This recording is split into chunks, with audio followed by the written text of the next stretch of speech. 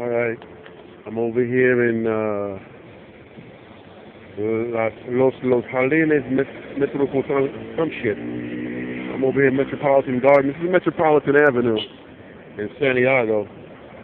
And, I just came back from looking for an apartment, and that dude, at a Inmobiliaria Capellan, Well, the first apartment he showed me was straight doo-doo. I mean, there was like dead roaches up in there, big giant, them big giant mutant roaches, and, looked like the place.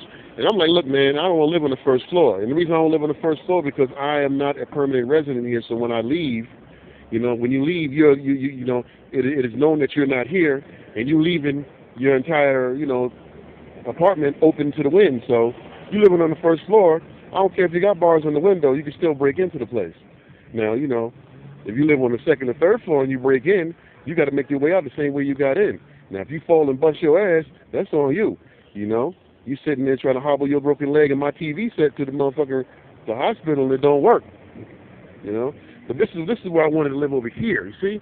I mean, I should have given you a tour down the street as I was walking it, but I didn't. So what you see is, I mean, this is pretty much like this would be what you see like in Miami, not necessarily Miami Beach, but this would be like some of the streets in Miami Beach. You got a lot of, not saying that it's trendy, but you got a lot of stuff going on here. You got a Haagen-Dazs over here.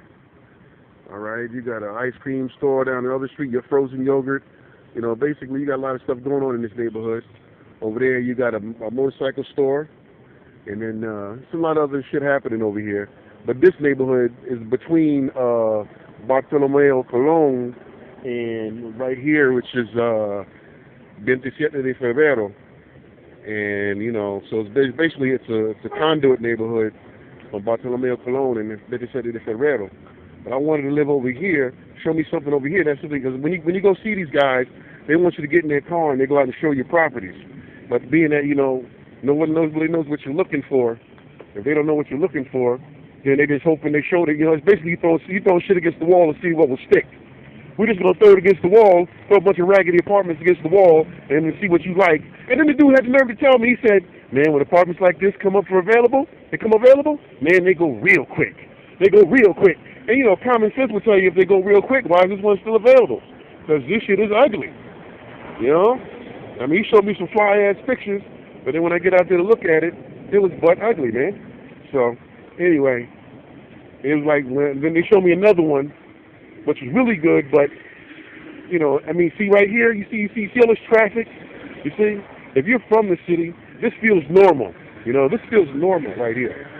To be in the city, and you got traffic, and so, you're only a few blocks away from a lot of these other districts. So, being only a few blocks away from these outer line avenues, I'm still where I can go get stuff. I still got that city vibe, the city feel to it. Now I'm on 27 de Febrero, make my way down here to the hospital. I go down here to the supermarket, get some food, But my point is, man, that's why when I went over there, when I made the appointment, what I wanted to do, I wanted to look, what did you have in your archives on your laptop? That's on the hard drive, Show me what you got in the hard drive. Show me what's available, I don't want to drive around with you all day looking at apartments I don't like and trying to find decent ways to tell you that these apartments are ugly as fuck and they run down and beat the fuck up and beat the hell out. Nah, man. I want to see what you got. So basically, it's just like when I'm looking for a car. I punch in the kind of money I want to spend. I punch in the kind of money I want to spend. And then, once I do that, I see what's available and what would I like to have, you see? And the reason I put in my range from, this is another street down here. What street is this? There's nothing down here. These people don't put no damn, it's this Club de Leones Street. I hate when they, at least, I was walking, I was trying to get up to the guy. I know I'm rambling here, but I was trying to get up to the guy, right, at Inmobiliaria Capellan, right? And then, when you look it up on Google Maps, and you get up there, you find the place, and it's like, damn it, man. I thought I got lost like once or twice, because they don't put any street names up there. So without street names, it's like almost impossible to know where you're going. So anyway, like I was saying, what I wanted to do was punch in what the price tag that I'm looking for. I'm looking for something. Let me see. This is Mera Munoz in Fondue. Fondue. I don't know what that is, but see, you build a concrete building and you don't bother painting it, so it looks tired when it's like 1 or 2, 5, 10 years old. I mean, that building could have been finished 2 years ago. It looked like it was built in the '60s. That building right there. But anyway, so as you see, Verizon, which was Codatel, which was Bell Atlantic merging with GTE. But anyway, like I was saying, what I want to do is when I'm looking for an apartment, man, I want to see what you have available. So by me seeing what you have available, you got all this stuff saved up in your hard drive. I mean, that's how you're supposed to do it. All of this drive me around for 2-3 hours looking at something, because now I feel like I'm wasting your time because I'm selective. He said, what are you looking for? I said, something that's, modest, but, established. And he said, well, I don't understand. I said, it's a place, you know what you're looking for. You're looking for a place where you can tell an American lives there. You're looking for a place where you can tell an American lives there, and not only does he live there, but he's comfortable living there. Because you can get a lot of stuff for 1,000, 2,000, 3,000, 4,000 pesos, but those are like hovels. And then you can get that stuff that they want $1,500 for, but say, man, come on, man. There ain't nothing, there's only a few things here worth $1,500, and what you got ain't it. So I put myself in the 7,000 to 9,000 peso range, which is anywhere from like $168 to maybe $200, $238. An apartment that he did show me that I did like was 10,000 pesos even, which would have been about $238.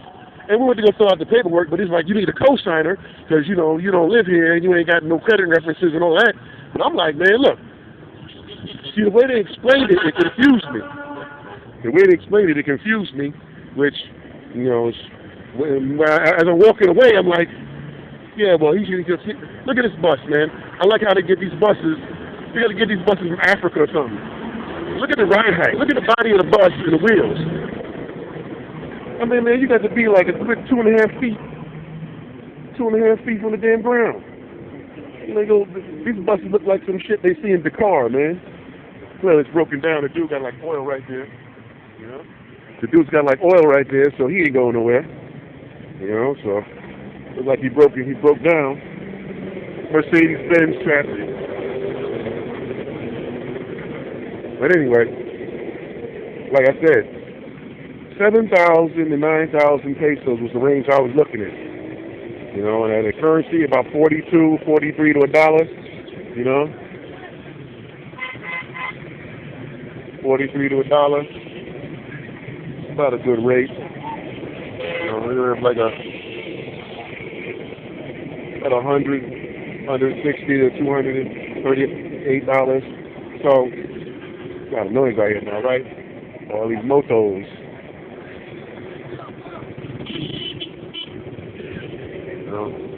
Anyway, so it shows me the place. It's 10,000 pesos.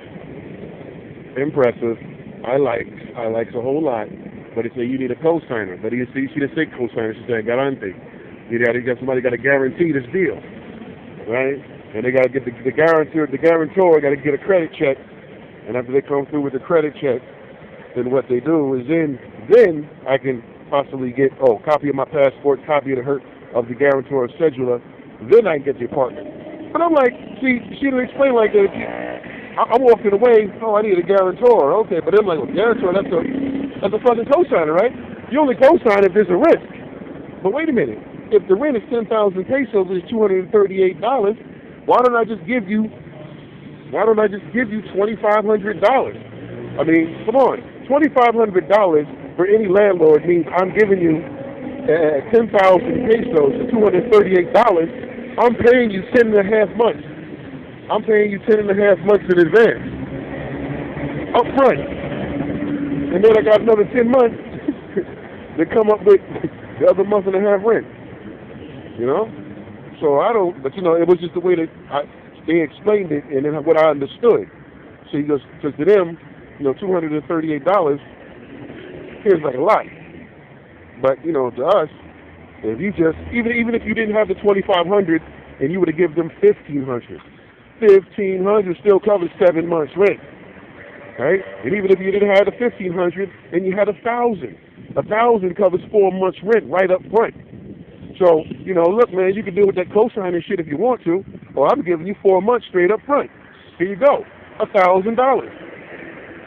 If the rent is 10,000 pesos, and in the current exchange, $1,000 at 42 to 1 is that's 40. That's like 42,000 pesos. So, no one really turned that down because you're getting your money up front and you ain't got to worry about all of that. And all I'd have to do is just find a way to turn on the water and the electricity at the domestic rate. You don't want that foreigner rate, because that foreigner rate they charge you. I had an opportunity looking at someone's water bill, and their water bill was about 600 pesos for the month. Now, 600 pesos ain't a lot. That's about $15 for a month of water. So,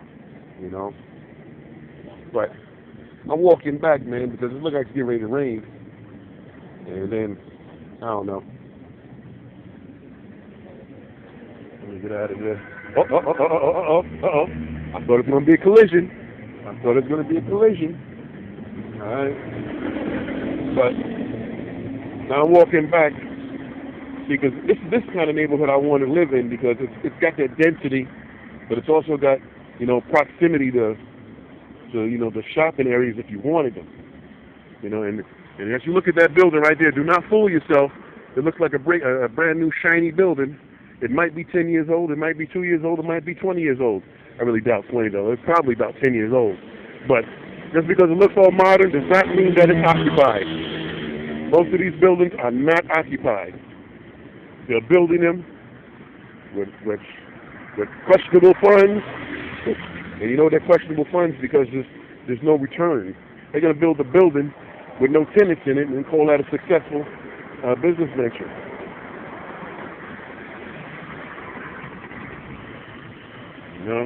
Oh, shout out to my man Reggie Dimcad. That's why I got the idea to do this. Just taking a walk. First, in this video, the camera's on him, but it's more interesting if you can see the Santiago that I'm in. I should have thought about doing this earlier, man. I got a bunch of cameras. All I need is battery space. This space. But yeah, man. So,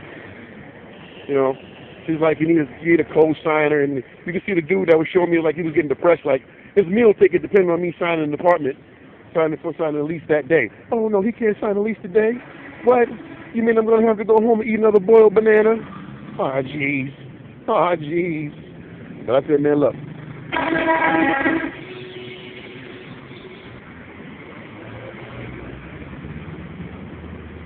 So I said, look, man. Because you see, if she had explained it to me like that, like I said, that you need a co-signer, but that's assuming that I'm going to need trouble mustering up the $238 a month for the rent. And then my thing is, the whole point of looking at an apartment that looked like that was that I already had the rent in my pocket. If I was at the bank yesterday and I took out 10,000 pesos, and I'm going to go to the bank today and take out another 10,000 pesos, and that's just for me entertaining myself for the 9 days that I'm going to be here. Clearly, that's already 2 months rent right there. And being that tomorrow's a holiday, and I got more money coming to me on Friday, so therefore I really could have just paid you 6 months in advance for this apartment. And the thing is, I'm not a permanent resident. I don't have none of that shit, but I want to do it just like the Mexicans do when they come to the United States. You just slip right into the country and you just start living and shit. All right? Ain't nobody asking you nothing. Where's your paperwork? Nothing. You just show up in the country and just start living. That's the shit I want to do. Now, if the federal law says that you can only stay in the country 90 days on your tourist card, and then after the 90 days, you can stay, but you have to pay a hefty exit fee. And hefty could be like not really much. Hefty could be like $20. But my point is. The point that I'm making is that, look, if I were to come here, you come and go. Because I remember I had a coworker, and her friend, and her. Damn, I'm rambling here. I'm just trying to get you to stay tuned with me, but I'm rambling. All right, let me just try to put some more order into it. Listen, I used to work with a woman, Jamaican woman, and her brothers. She had two brothers who were mechanics in Jamaica, Queens, and she told me they were doing so good with their business that they were going back and forth to Jamaica every month, each one of them. Like one would stay here in New York while the other one would be in Jamaica, and when that one came back from Jamaica, then that one would go to Jamaica. So they'd be back and forth to Jamaica frequently because their business was doing that well. And so, and my idea was to do the same damn thing, same damn thing. Look, you can have the apartment, but you don't have to be there 365 days a year. If you stay here 40 days, and then you go back 40 days, 40 days, 42 days, meaning 6 or 7 weeks. If you stay here 7 weeks, and then go back for 7 weeks, and then come back here 7 weeks, what you've done, what you've done in actuality, I mean, you've came to the country, and remember, 365 days in a year. So 42 times, that's the times 9 is about 370, it's about 378. So about 8-9 times you're flying back and forth. So it's not like you are overstaying your visa, and it's not like you're a transient. You're a transient. You got a place to live, and I mean seriously, if you were to manage it correctly, or you were to manage it like some people could, you could live like a hermit back in the United States where you're from, and then come over here and live better. You come over here and live better. You say, well, what do you mean? That's what I'm saying. Oh, damn, I just stepped in a hole by the damn tree. Hole by the tree. Yeah. What do you mean? I mean, I'm trying to cross the street without getting hit and still stay on point with you guys. But, what you do, you stay for 3 weeks, 4 weeks, 5 weeks. But 3 weeks is a little too short, but 6 weeks is about perfect. Because you got to figure also, man, if you were to stay in a hotel for 6 weeks, like I've never stayed in a hotel, but I do know their online rate, Aloha Soul. Aloha Soul is $50 a night. That's $50 US, and you're going to stay there for 4 weeks. 4 weeks is 1 month. That's 30 days. 30 days, that's $1,500 just to stay in a hotel. So why don't you get the apartment? You see what I'm saying? It makes sense to get the apartment. It makes sense to get the apartment. If the rent is $238, and mind you, I should explain what I saw. I saw an apartment in a brand new residential.